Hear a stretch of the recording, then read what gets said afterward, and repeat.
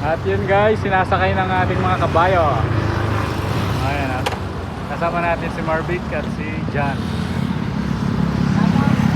And ito daw, testing ni John tong big bike sa bundok. Ito yung bike niya. Ayan yun, kay Marvic. Ito na po ang aming pinoproblema. May kasama kaming big bike and tatlong dirt bike. Hindi namin alam paano namin pagkakasahin yung apat. Ang daming engineer na po ang nagtutulong-tulong. Ayan.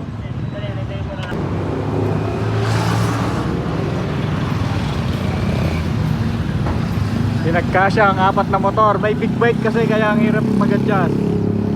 Ang problema nito paano ibaba.